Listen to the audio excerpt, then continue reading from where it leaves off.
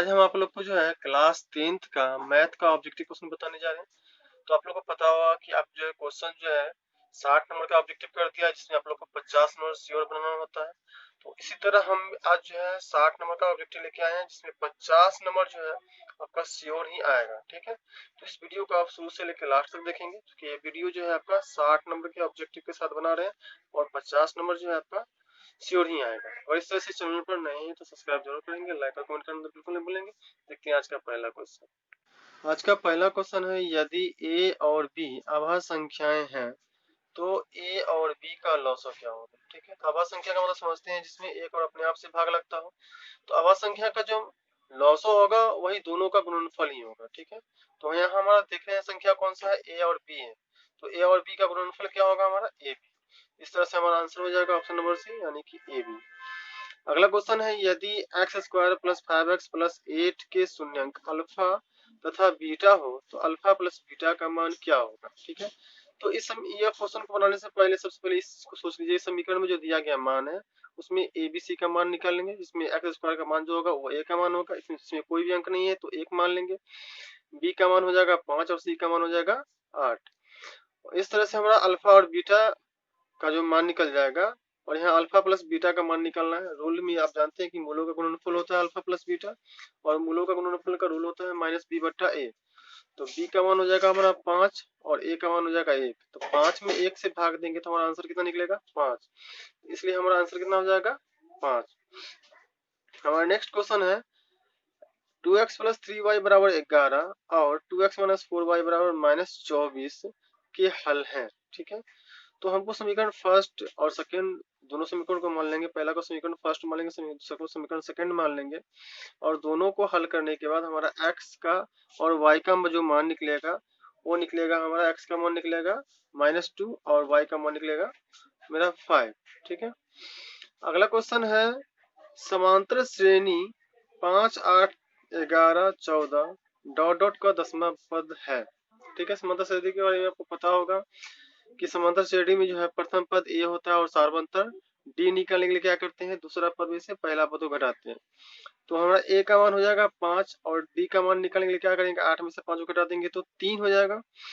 यानी इस तरह से ए का मान 5 और डी का मान 3, और दसवां पद निकालने के लिए क्या करेंगे, ए प्लस 90। तो जहां पे ए का मान रखेंगे 5 और डी का मान कितना रखेंगे, 3, तो 9 27, 5 कितना होगा, 32। इस तरह हमारा ऑप्शन क्या हो जाएगा, 32, ऑप्शन नंबर ए। एक समबाहु त्रिभुज एबीसी की भुजाएं एक समबाहु त्रिभुज एबीसी की एक भुजा 12 सेंटीमीटर है हो तो इसकी ऊंचाई क्या होगा। ठीक है, यहाँ चार ऑप्शन देख रहे हैं दिया हुआ, 6√2 होगा, 6√3 होगा, 3√6 होगा या 6√6 होगा। तो एक समबाहु त्रिभुज एबीसी की एक भुजा अगर 12 सेंटीमीटर है तो उसकी ऊंचाई जो हो जाएगा हमारा 6√3 होगा। क्या होगा, 6√3 सेंटीमीटर। अगला क्वेश्चन है, सेक 90 डिग्री ए माइनस 90 डिग्री माइनस ए जो है किसके बराबर। ठीक है, क्वेश्चन फिर से सुन लेते हैं, सेक 90 डिग्री माइनस ए किसके बराबर है। ये आपका रूल से संबंधित है, इसलिए रूल भी आप अच्छी तरह से याद कर लेंगे। तो सेक 90 माइनस ए जो है हमारा वो कोसेक के बराबर होता है। किसके बराबर होता है, कोसेक के बराबर होता है।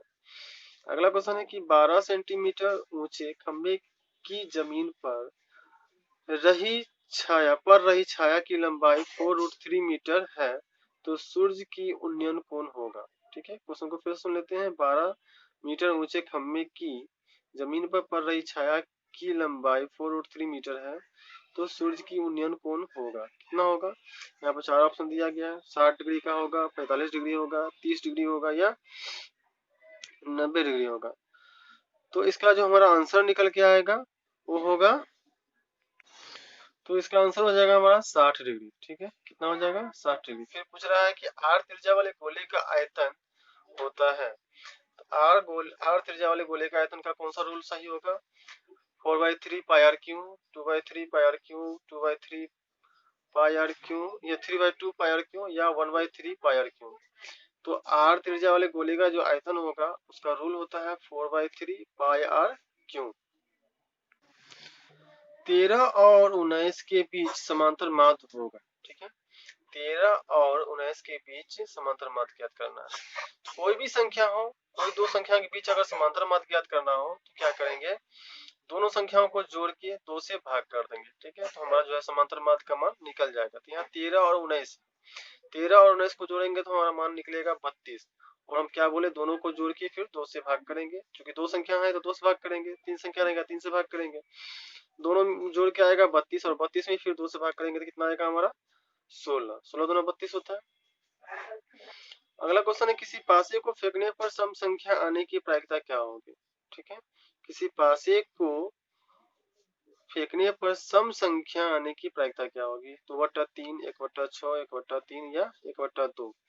तो किसी पासे को फेंकने का जो है सम संख्या आने की प्रायिकता जो होगी वो आधा होगी, यानी कि 1/2 होगा। अगला क्वेश्चन है, निम्न में कौन सा प्रमेय है। ठीक है, निम्न में कौन सा प्रमेय पूछ रहा है। पाई अप्रमेय संख्या है, √7 अप्रमेय संख्या है, यह 16/√25 जो है यह प्रमेय संख्या है। क्यों है, क्योंकि 16 का वर्गमूल 4 और 25 का वर्गमूल 5 जो कि रूट से बाहर हो जाएगा, इसलिए हमारा जो है 16/25 जो है प्रमेय संख्या होगा। यदि अल्फा और बीटा द्विघात बहुपद f(x) बराबर x² + 2x + 3 का मूल हो तो 1/अल्फा + 1/बीटा का मान क्या हो। ठीक है, तो हम आपको इससे पहले ये बताए हैं कि जब इस तरह का समीकरण दिया रहे तो आप ABC मान लेंगे, उसके बाद मूलों का योग, मूलों का गुणनफल निकाल लेंगे और इसको फिर भिन्न जोड़ करने के बाद इस पर इस मान को बैठा देंगे तो हमारा आंसर निकल के आएगा -2/3। कितना आएगा, -2/3 आएगा। अगला क्वेश्चन है, निम्नलिखित में कौन सा प्रमेय संख्या नहीं है। ठीक है, क्या कर रहा है क्वेश्चन, निम्नलिखित में कौन अप्रमेय संख्या नहीं है। ये √7 प्रमेय संख्या है, √3/7 ये भी प्रमेय संख्या है, ये √2/5 ये भी अप्रमेय संख्या है। सॉरी, ये भी अप्रमेय है, ये भी अप्रमेय, ये भी अप्रमेय है, लेकिन यहाँ अप्रमेय नहीं है सो पूछ रहा है। अप्रमेय नहीं का मतलब होता है प्रमेय है। तो हमारा जो ऑप्शन जो सही होगा वो होगा √75/48, क्योंकि इसका जब फैक्टर करेंगे तो कॉमन आने के बाद जो है प्रमेय में आ जाएगा, इसलिए हमारा आंसर जो है √75/√48 जो है प्रमेय नहीं होगा। निम्नलिखित में कौन बहुपद नहीं है। ठीक है, यहाँ 4 ऑप्शन देख रहे हैं, -7, उसके बाद ऑप्शन दिया हुआ है y² + √2, तीसरा ऑप्शन है 3√x + 2x + 7 और चौथा ऑप्शन है 4x² - 3x + 7। तो आप एक चीज जान लीजिए कि बहुपद पूछ रहा है कि कौन नहीं है, तो बहुपद के लिए जो है हमारा चर राशि रूट में अगर होगा तो वो बहुपद नहीं होगा, अचर राशि अगर रूट में रहेगा तो बहुपद होगा। यहाँ लेकिन पूछ रहा है कि बहुपद नहीं है, तो यहाँ जो रूट में चर राशि है इसलिए हमारा ये बहुपद का मान नहीं होगा। इसका आंसर हो जाएगा हमारा 3√x + 2x + 7, चूंकि बहुपद नहीं पूछ रहा है इसलिए हमारा चर मान क्या है इसमें रूट में, जो चर मान रूट में रहेगा वो बहुपद नहीं होगा, या बट्टा में भी रहेगा तो भी नहीं होगा। हमारा नेक्स्ट क्वेश्चन है, युगपत समीकरण 2x + 3y = 5, 4x + 6y = 9 का निकाय है।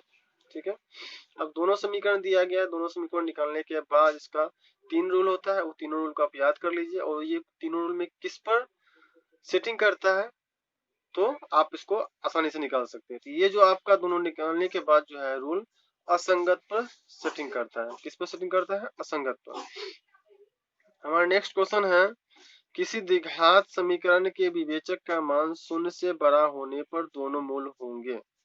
ठीक है, विवेचक का मान, विवेचक का मतलब d का मान, जो d = b² - 4ac होती है, उसका मान अगर 0 से बड़ा होंगे तो मूल कौन सा होगा। मूल वास्तविक और भिन्न होगा, वास्तविक और समान होगा, अवास्तविक और भिन्न होगा, या अवास्तविक और समान होगा।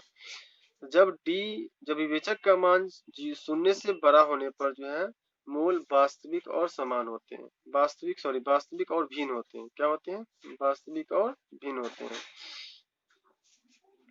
हमारा नेक्स्ट क्वेश्चन है, समीकरण x + 2y =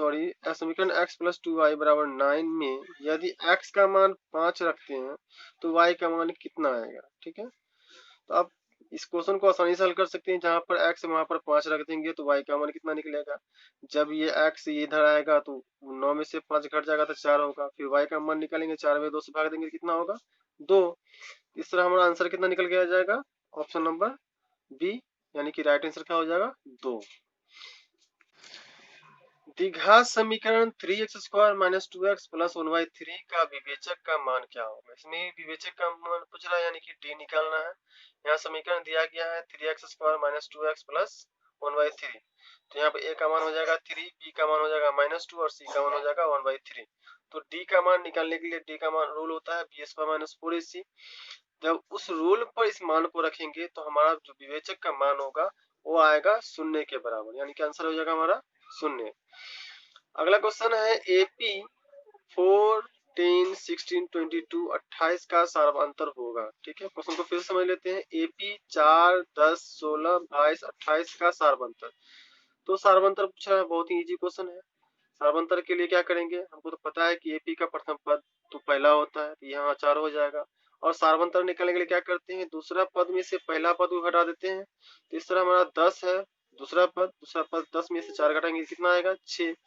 इस तरह से हमारा सार्वंतर जो है 6 आएगा। आंसर कितना होगा हमारा 6। तो याद रखेंगे, जब सार्वंतर पूछेगा तो आप क्या करेंगे कि सेकेंड पद में से प्रथम पद को हटा देंगे तो हमारा सार्वंतर आसानी से मालूम हो जाएगा और जो निकलेगा वही आपका आंसर होगा। नेक्स्ट क्वेश्चन है हमारा, त्रिभुज एबीसी में AB एवं AC के मध्य बिंदु D एवं E इस प्रकार है कि DE समांतर है BC तथा BC बराबर 8 सेंटीमीटर है, तब DE का मान क्या होगा। ठीक है, तो इस तरह से मान लीजिए जब जब ये जो है AC के मध्य बिंदु D इस प्रकार हो कि DE समांतर BC और BC का मान 8 है, तो ठीक इसका मान का आधा होगा DE का मान, यानी कि 8 का आधा कितना होगा 4। तो इसमें हम चारों में ऑप्शन देख रहे हैं कि ऑप्शन नंबर सी जो है, जिसमें हमारा 4 ऑप्शन दिया गया है, यही हमारा जो है आंसर हो जाएगा। और नेक्स्ट क्वेश्चन है कि समांतर श्रेणी -3 -1/2 2 का 11वां पद क्या है। ठीक है, तो आप क्वेश्चन क्या देख रहे हैं कि समांतर श्रेणी में जो मान दिया गया है, प्रथम पद दिया गया है -3 और सार्वंतर निकाल लेंगे तो सेकंड पद में से फर्स्ट पद को घटाने पर हमारा सार्वंतर निकल जाता है, डी का मान निकल जाएगा। और पूछ रहा है 11वां पद, फिर उस पर 11वां पद मतलब a + 10d, तो उस पर मान बैठा देंगे तो हमारा जो आंसर निकल के आएगा वो आंसर आएगा हमारा 22। कितना आएगा 22। अगला क्वेश्चन है कि दो समरूप त्रिभुजों ABC एवं DEF में इनके योगफलों का अनुपात निम्नलिखित में से कौन सा होगा। ठीक है, यहाँ क्षेत्रफलों का अनुपात पूछ रहा है। यहाँ ध्यान दीजिएगा, क्षेत्रफल का जो अनुपात होगा वो स्क्वायर में होगा। और यहाँ पर जो ऑप्शन देख रहे हैं, 2 ठो बिना स्क्वायर का है और 2 ठो स्क्वायर का है। तो 2 ठो जो बिना स्क्वायर का है उसको तो आप छांट ही डालिए, जो कि क्षेत्रफल का में जो भी मान होता है वो स्क्वायर में होता है। अब इस दोनों में 50-50 में कौन सा आंसर सही होगा, पूछ रहा है कि दो समरूप त्रिभुज ABC और DEF के क्षेत्रफलों का अनुपात निम्नलिखित में कौन सा होगा। तो क्षेत्रफलों का जो अनुपात होगा हमारा ऑप्शन नंबर सी होगा, यानी कि AB² बट्टे DE² होगा। ठीक है, बिंदु 4,3 किस चतुर्थांश में है। ठीक है, आपको पता है कि ये भी आपको बहुत ही सिंपल तरीका से समझ सकते हैं। इस तरह से आप दो लकीर को इस तरह से डिवाइड करके, प्रथम जो होता है प्लस प्लस होता है और इसका थर्ड जो होता है माइनस माइनस होता है। ठीक है, इस चीज को याद रखेंगे, प्रथम और थर्ड, प्रथम का जो उल्टा होता है वो थर्ड होता है और ये जो सेकेंड होता है हमारा माइनस प्लस होता है और ये फोर्थ जो होता है हमारा प्लस माइनस होता है। इसको आप याद रखेंगे। तो इस तरह से जो अंक में जो मान दिया रहेगा, जिसमें प्लस दिया हुआ है पहले और माइनस बाद में दिया हुआ है, तो यहाँ प्लस पहले और माइनस बाद में है, तो ये किस चतुर्थांश में है, फोर्थ में है। ठीक है, किस में है, फोर्थ में है, यानी कि चतुर्थ में है। तो पूछ रहा है कि बिंदु 4 और -3 किस चतुर्थांश में है, तो चतुर्थ चतुर्थांश में होगा। ठीक है, अगला क्वेश्चन है, यदि a + b = 900 तो cos a बराबर होगा। ठीक है, तो cos का उल्टा जानते हैं क्या होता है, साइन। तो यहाँ पूछ रहा है कि a + b = 900 तो cos a बराबर क्या होगा, तो cos a बराबर हो जाएगा sin b। ठीक है, कौन सा आंसर सही होगा हमारा? साइन बी होगा। नेक्स्ट क्वेश्चन कर रहा है बिंदुओं ए 4, 5 तथा बी 6, 5 को मिलाने वाली रेखा का मध्य बिंदु है। ठीक है, कौन सा मध्य बिंदु होगा? मध्य बिंदु को निकालने का रूल आपको पता होगा कि प्रथम पद माइनस तृतीय पद का होल स्क्वायर होता है रूट अंडर में, और फिर प्लस दूसरा पद माइनस चतुर्थ पद का होल स्क्वायर होता है। इस तरह से इस मान को रखने के बाद जो मान आएगा वो ऑप्शन आपका आएगा 5, यानी ऑप्शन नंबर बी जो है इसका राइट आंसर हो जाएगा। अगला क्वेश्चन है यदि थ्री थीटा बराबर 900 तो कोस थीटा का मान क्या होगा? ठीक है, 3 थीटा बराबर 900 तो कोस थीटा का मान क्या होगा? तो थीटा का मान अगर निकालते हैं तो अगर 3 से डिवाइड करेंगे 900 में 300 हो जाएगा, और इस तरह से कोस थीटा का मान पूछ रहा है तो कोस थीटा का मान क्या हो जाएगा? कोस 30 डिग्री का मान होता है √3/2। क्या होता है? √3/2। अगला क्वेश्चन है यदि सूर्य की ऊंचाई 600 मीटर है तब 30 मीटर लंबी छाया बनाने वाले उद्रग मीनार की ऊंचाई है। ठीक है, क्वेश्चन कर रहा है यदि सूर्य की ऊंचाई 600 है तब 30 मीटर लंबी छाया बनाने वाले उद्रग मीनार की ऊंचाई होगा। क्या होगा? 30 √3 मीटर होगा, 15 मीटर होगा, 30/√3 मीटर होगा, या 15√2 मीटर होगा। तो इसका जो राइट आंसर होगा हमारा 30√3 मीटर होगा इसका मीनार की ऊंचाई। वृत्त सी ओ आर के अंतभाग में एक बिंदु P है तो निम्न में कौन सा सत्य है? यहाँ पर 4 ऑप्शन देख रहे हैं। आर से बड़ा ओपी है, आर से छोटा ओपी है, या आर के बराबर ओपी है, इनमें से कोई नहीं। जब वृत्त सी ओ आर के अंतभाग में एक बिंदु P है तो इसमें जो सत्य मान होगा वो हो जाएगा हमारा आर से छोटा होगा ओपी का मान। ठीक है, एक मीनार के पाद से 50 मीटर दूर स्थित बिंदु एक मीनार पर उन्नयन कोण 600 है तो मीनार की ऊंचाई होगा। ठीक है, क्या कह रहा है क्वेश्चन? यदि मीनार के पाद से 50 मीटर दूर स्थित बिंदु पर मीनार का उन्नयन कोण 600 है तो मीनार की ऊंचाई क्या होगा? 50/√3 मीटर होगा, 50√3 मीटर होगा, 25√3 मीटर होगा, या 100/3√3 मीटर होगा। तो इसका जो आंसर हो जाएगा हमारा ऑप्शन नंबर बी, यानी 50√3 मीटर इसका आंसर होगा। किसी वृत्त पर बाह्य बिंदु से खींची गई स्पर्श रेखाओं की संख्या कितनी होगी? ठीक है, किसी वृत्त पर बाह्य बिंदु से खींची गई स्पर्श रेखाओं की संख्या होगी, 1 होगी, 2 होगी, 3 होगी, 4 होगी। तो इसका आंसर हो जाएगा हमारा 2। कितना होगा? 2। पूछ रहा है कोण थीटा वाले त्रिज्यखंड का क्षेत्रफल होगा। कोण थीटा वाले त्रिज्यखंड का क्षेत्रफल होगा, कौन सा होगा? थीटा बट्टा 270 गुने पाई आर क्यूब, थीटा बटे 360 गुने पाई आर स्क्वायर, थीटा बटे 270 पाई आर स्क्वायर, या थीटा बटे 360 पाई आर स्क्वायर। तो इसका राइट आंसर हो जाएगा हमारा थीटा बटे 360 पाई आर स्क्वायर जो है कोण थीटा वाले त्रिज्यखंड का क्षेत्रफल होता है। अगला क्वेश्चन है एक घन का आयतन 125 घन मीटर है तो उसका कुल पृष्ठ क्षेत्रफल क्या होगा? ठीक है, कुल पृष्ठ क्षेत्रफल पूछ रहा है इसमें। जब एक घन का आयतन इतना है तो उसका कुल पृष्ठ क्षेत्रफल क्या होगा? 30 वर्ग मीटर होगा, 10 वर्ग मीटर होगा, 150 वर्ग मीटर होगा, या 125 वर्ग मीटर होगा। तो इसका आंसर हो जाएगा हमारा 125 वर्ग मीटर। जब एक घन का आयतन 125 घन मीटर है तो उसका कुल पृष्ठ क्षेत्रफल जो है 150 वर्ग मीटर होगा। यदि किसी वृत्त की त्रिज्या दुगुनी कर दी जाए तो नए एवं पुराने वृत्तों की परिधियों का अनुपात क्या होगा? ठीक है, यदि किसी वृत्त की त्रिज्या दुगुनी कर दी जाए तो नए एवं पुराने वृत्तों की परिधियों का अनुपात क्या होगा? 1:1, 2:1, 4:1, या 1:4। तो इसका आंसर हो जाएगा हमारा 2:1। अगला क्वेश्चन है एक बाल्टी की वृत्ताकार सिरों की त्रिज्याएं 35 सेंटीमीटर और 14 सेंटीमीटर है और बाल्टी की ऊंचाई 40 सेंटीमीटर है तो इसका आयतन क्या होगा। तो इसका जो आंसर हो जाएगा 60,060, 80,080, 70,040 या 80,160। तो इस चारों में कौन सा आंसर सही होगा। तो इसका आंसर हो जाएगा हमारा 80,080 घन सेंटीमीटर। यदि ई कोई घटना हो तब पीई प्लस पीई का मान होगा। ई कोई घटना हो तो इसका आंसर क्या होगा, 2 होगा, 1 होगा, माइनस होगा या इनमें से कोई नहीं होगा। तो कह रहा है कि यदि ई कोई घटना हो तो पीई प्लस पीई का मान जो है 1 होगा। यदि कोई घटना होगा तो उसका कुछ न कुछ तो मान होना ही है, इसलिए 1 होगा इसका मान। अगला क्वेश्चन है निम्न में से कौन सी संख्या किसी घटना की प्रायिकता नहीं हो सकती। ठीक है, क्या कर रहा है क्वेश्चन कि कौन सी घटना जो है अप्रायिकता नहीं हो सकती, किसी संख्या की प्रायिकता नहीं हो सकती।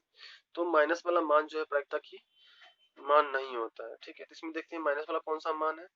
यहाँ -15 दिया गया, बाकी सब प्लस में है और यहाँ माइनस में। तो यहाँ क्वेश्चन जो करा निम्न में से कौन सी घटना प्रायिकता नहीं हो सकती, तो माइनस वाला मान जो है प्रायिकता नहीं हो सकती। अगला क्वेश्चन है कि 5, 3, 7, 6, 4, 2, 1 की माध्यिका क्या है। ठीक है, यहाँ जो क्वेश्चन दिया गया है और इस तरह से जो सीरियल नंबर से अंक दिया रहा है उसका माध्यिका निकालना रहेगा। तो सबसे पहले हम अंकों को गिन लेंगे और अंकों को गिनने के बाद कौन सा रूल यूज होगा वो हम देखेंगे। तो पहले हम अंकों को गिन लेते हैं, 1, 2, 3, 4, 5, 6, 7। यहाँ जो है अंकों की संख्या हमारा 7 है। तो पता है ये सम है या विषम, तो यह संख्या विषम है। जब माध्यिका का मान जब विषम में रहेगा तो इसका रूल हम n+1/2 में रख के बनाएंगे। जहां पर हमारा n का मान जो होगा अंकों की संख्या होगा, उसमें 1 जोड़ देंगे और 2 से भाग कर देंगे। तो n का मान यहाँ कितना हो जाएगा हमारा 7, और 7 में 1 जोड़ेंगे तो कितना होगा 8, और फिर 8 में 2 से भाग कर देंगे। 8 में 2 से भाग करेंगे तो हमारा मान कितना निकल के आएगा 4। इस तरह से ऑप्शन नंबर इसका सी इसका राइट आंसर हो जाएगा। अगला क्वेश्चन है कि एक पासा फेंकने पर 3 आने की प्रायिकता होगी। ठीक है, तो 3 आने की प्रायिकता पूछ रहा है, क्या होगा 1/3, 1/6, 2/3 या 5/6। तो एक पासा फेंकने पर 3 आने की प्रायिकता जो होगी वो 1/6 होगा। क्या होगा 1/6।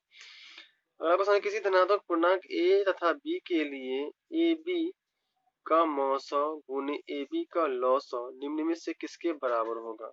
ठीक है, ये भी संख्या जो है इससे पहले आप क्वेश्चन नंबर 1 में बताए थे कि दो अभाज्य संख्या अगर ए बी दिया हुआ है तो दोनों का गुणनफल दोनों का जो है मान किसके बराबर होगा। तो ये भी क्वेश्चन सेम टू सेम उसी के लेवल पे है। इसका भी आंसर वही होगा जो हम आपको क्वेश्चन नंबर 1 में बताए थे। तो क्या बताए थे, इसका आंसर हो जाएगा ए और बी। ठीक है, ए और बी इसका जो है राइट आंसर हो जाएगा, यानी कि ऑप्शन नंबर सी। अगला क्वेश्चन है यदि अल्फा बीटा द्विघात बहुपद f(x) बराबर x² - 5x + 7 के मूल हो तो 1/अल्फा + 1/बीटा का मान होगा। ठीक है, तो हम आपको पहले भी बताए हैं इससे पहले प्रश्न में कि जब समीकरण दिया रहे तो सबसे पहले एबीसी का मान निकाल लेंगे, उसके बाद मूलों का योग मूलों का गुणनफल निकाल लेंगे, फिर जो मान आएगा इसका भिन्न का जोड़ करने पर उसका मान बैठाने के बाद जो आंसर आएगा वो आंसर आपका आएगा 5/7। ऑप्शन नंबर बी 5/7 आएगा। अगला क्वेश्चन है 2 या 2 से अधिक अभाज्य संख्याओं का मौसौ क्या होगा। ठीक है, 2 या 2 से अधिक अभाज्य संख्याओं का मौसौ क्या होगा। अभाज्य संख्या मतलब समझते हैं जिसमें एक और अपने आप से भाग लगे, तो इस तरह का जो मौसौ जो आता है उसका भी आंसर जो होता है 1 होता है। ठीक है, जब 2 या 2 से अधिक अभाज्य संख्याओं का मौसौ पूछेगा इसका हमेशा आंसर जो है 1 ही होता है। इसका राइट आंसर क्या हो जाएगा ऑप्शन नंबर ए यानी कि 1। क्वेश्चन है द्विघात बहुपदों के शुनकों की संख्या होती है। ठीक है, द्विघात बहुपदों की शुनकों की संख्या होती है। तो द्विघात बहुपदों की शुनकों की संख्या कितनी होती है, 2 होती है। ठीक है, कौन कौन होती है, एक होता है मूलों का योग, दूसरा होता है मूलों का गुणनफल। ठीक है, ये भी याद रखेंगे, पहला होता है मूलों का योग और दूसरा मूलों का गुणनफल। इसलिए जो है द्विघात बहुपद में शुनकों की संख्या कितनी होगी, 2 होगी। अगला क्वेश्चन है यदि a1/a2 बराबर b1/b2 बराबर नहीं है c1/c2 समीकरण निकाय a1x + b2y + c1 बराबर 0, a2x + b2y + c2 बराबर 0, तो यह जो है मान किस पर सेट खाएगा, यह समीकरण का जो है मान इस पर रखने पर कौन सा हल निकल के आएगा। कोई हल नहीं होगा, एक अद्वितीय हल होगा, अनेक हल होंगे या दो हल होंगे। तो इसका जो है कोई हल नहीं होगा जब a1 बटा a2 बराबर b1 बटा b2 बराबर नहीं हो c1 बटा c2 के, इसके कोई हल नहीं होंगे। अगला क्वेश्चन है निम्न में से कौन द्विघात समीकरण नहीं है। ठीक है, निम्नलिखित में से कौन द्विघात समीकरण नहीं है। तो इस चारों ऑप्शन को गौर से देखिए, जो चर मान अगर बट्टा में रहता है या रूट में रहता है तो द्विघात समीकरण नहीं होता है। ठीक है, तो इस चारों में देख रहे हैं कि ऑप्शन नंबर सी में जो है हमारा x प्लस 3/x है, यहाँ चर मान जो है बट्टा में है, इसलिए हमारा ये जो है द्विघात समीकरण नहीं होगा। ठीक है, यदि रेखाएं एक बिंदु पर प्रतिच्छेद करती है तो वो बिंदु दोनों समीकरणों का डैश होता है। ठीक है, क्या कह रहा है क्वेश्चन, यदि रेखाएं एक बिंदु पर प्रतिच्छेद करती है तो वो बिंदु दोनों समीकरणों का डैश होता है। तो क्या होता है, अनेक होगा, अद्वितीय हल होगा, कोई हल नहीं, या इनमें सभी होगा। तो यदि एक रेखा एक बिंदु पर प्रतिच्छेद करेगा तो वो बिंदु दोनों समीकरणों के लिए अद्वितीय हल होगा। कौन सा हल होगा, अद्वितीय हल होगा। निम्नांकित समस्याओं में किससे द्विघात समीकरण x² - 5 बराबर 0 के मूल होंगे। ठीक है, निम्नांकित समस्याओं में किसमें द्विघात समीकरण x² - 5 बराबर 0 के मूल होंगे। पूर्णांक संख्याएं होगा, परमेय संख्या होगा, अपरमेय संख्या होगा या प्राकृत संख्या होगा। तो इसका आंसर हो जाएगा हमारा अपरमेय संख्या। समबाहु त्रिभुज एबीसी में यदि AD लंब BC है तब AB² बटा AD² का मान क्या होगा। ठीक है, क्या कह रहा है क्वेश्चन, यदि समबाहु त्रिभुज ABC में यदि AD लंब BC है तो AB² बटे AD² का मान क्या होगा, 3/4 होगा, 4/3 होगा, 1/2 या 2/1। तो इसका जो मान निकल के आएगा वो होगा 4/3। यदि AP का प्रथम पद A और पदांतर D हो तो इसके प्रथम n पदों का योगफल निम्नलिखित में से कौन सा होगा। तो इसका रूल कौन सा होगा जिसमें योगफल निकालना होता है। योगफल निकालने वाला जो रूल होता है वो होता है n/2 × 2a plus n-1 × d। इसका जो अगर इसमें AP में A और D का मान दिया हो और n पदों का योगफल निकालना हो तो इसका rule n/2 × 2a plus n-1 × d होता है, यानी कि ऑप्शन नंबर सी जो इसका राइट आंसर हो जाएगा। यदि अगला क्वेश्चन है, यदि त्रिभुज ABC समअंग PQR जिसमें कोण A बराबर 470, कोण Q बराबर 730 तब कोण C बराबर क्या होगा, 50 डिग्री, 73 डिग्री, 60 डिग्री या इनमें से कोई नहीं। यदि त्रिभुज ABC समअंग होंगे त्रिभुज PQR के जब A बराबर 470 और कोण Q बराबर 730 होगा तो C का मान 60 डिग्री होगा। कितना होगा, 60 डिग्री होगा। 107 और 253 के बीच 5 से विभाज्य संख्याओं का योग क्या होगा। ठीक है, 107 और 253 के बीच 5 से विभाज्य संख्याओं का योग क्या होगा, 5220, 5210, 5200 या 50000। तो 5 से विभाज्य संख्याओं का योग जो होगा 5220 होगा। ठीक है, कितना होगा, 5220। अगला क्वेश्चन है, निम्न में किसका मान थीटा के बराबर है। निम्न में किसका मान 0 के बराबर है। ठीक है, क्वेश्चन क्या कर रहा है, निम्न में किसका मान 0 के बराबर है। साइन 90 का मान 0 होता है, कोस 90 का मान 0 होता है, टेन कोस 0 का मान 0 होता है या टेन 90 का मान 0 होता है। तो कोस 90 का मान जो होता है वो 0 के बराबर होता है। किसके बराबर होता है, 0 के बराबर होता है कोस 90 का मान। बिंदुओं 5, -5, 7 और -1 और 3 के बीच की दूरी क्या होगा। ठीक है, दूरी का रूल आपको पता ही होगा, इससे पहले वाली वीडियो में बता चुके हैं। पहला ऑप्शन दिया गया है 2√2, दूसरा है 3√2 और तीसरा है 4√2 और चौथा ऑप्शन है 5√2। तो इसका जो बीच का जो दूरी निकालेंगे इसका आंसर निकल के आएगा 4√2। नेक्स्ट क्वेश्चन है, यदि sin a बराबर 3/4 तो cos a का मान क्या होगा। ठीक है, तो cos a का मान पूछ रहा है, इससे 4/3 होगा, √3/4 होगा √4/3 होगा या √7/4 होगा। जब साइन ए का मान 3/4 होगा तो इसका cos A का मान √7/4 होगा। अगला क्वेश्चन है, यदि किसी बिंदु की x अक्ष से दूरी उस बिंदु का कहलाता है। किसी बिंदु की x अक्ष से दूरी उस बिंदु का कहलाता है। भुज, कोटि, अक्ष या आलेख। तो कोटि कहलाता है। क्या कहलाता है? कोटि कहलाता है। अगला क्वेश्चन है, यदि वृत्त की त्रिज्या दोगुनी कर दी जाए तो पुराने एवं नए वृत्तों के क्षेत्रफलों का अनुपात क्या होगा? ठीक है, यदि किसी वृत्त की त्रिज्याएं दोगुनी कर दी जाए तो पुराने और नए वृत्तों के क्षेत्रफलों का अनुपात क्या होगा? 1:2, 1:4, 4:1 या 2:1। तो इसका आंसर आएगा निकल के 1:4। अगला क्वेश्चन कह रहा है कि प्रथम 3 लगातार प्राकृत संख्याओं का माध्य क्या होगा? ठीक है, तो प्रथम 3 लगातार प्राकृत संख्याओं का माध्य पूछ रहा है, तो प्रथम 3 प्राकृत संख्या कौन सा हो जाएगा? 1 2 3। ठीक है, फिर तीनों को जोड़ देंगे, तो 1 2 3, तो 1 2 और 3 सबको जोड़ देंगे तो कितना आएगा? 6 आएगा। और 6 में फिर 2 से भाग करेंगे तो कितना होगा? 2 आएगा। तो 6 में 3 से भाग करेंगे 2 आएगा। तो इस तरह से इसका ऑप्शन आंसर जो हो जाएगा 2, यानी 3 लगातार प्राकृत संख्याओं का माध्य का जो आंसर होगा हमारा वो 2 होगा। संजय बारंबारता वक्र कहलाती है। क्या कहलाती है? त्वरण, आयत चित्र, दंडालेख या बारंबारता बहुभुज। तो संजय बारंबारता वक्र जो कहलाती है वो त्वरण कहलाती है, यानी कि ऑप्शन नंबर ए इसका राइट आंसर होगा। ताश के 52 पत्तों की अच्छी तरह फेंटी गई गद्दी से एक पत्ता निकाला जाता है, तो एक तस्वीर वाला पत्ता प्राप्त करने की प्रायिकता क्या होगी? ठीक है, 3/13, 3/26, 1/26 या 4/13। तो इसका जो ऑप्शन आंसर आएगा 3/13 होगा। अगला क्वेश्चन है कि 44 मीटर परिधि वाले वृत्त की त्रिज्या क्या होगी? 44 मीटर परिधि वाले वृत्त की त्रिज्या क्या होगी? 14 मीटर, 7 मीटर, 5 मीटर या 44 मीटर। इसका आंसर हो जाएगा 7 मीटर। और नेक्स्ट और लास्ट क्वेश्चन बताने जा रहे हैं। एक लॉटरी में 8 पुरस्कार है और 16 खाली है, एक पुरस्कार पाने की प्रायिकता क्या होगी?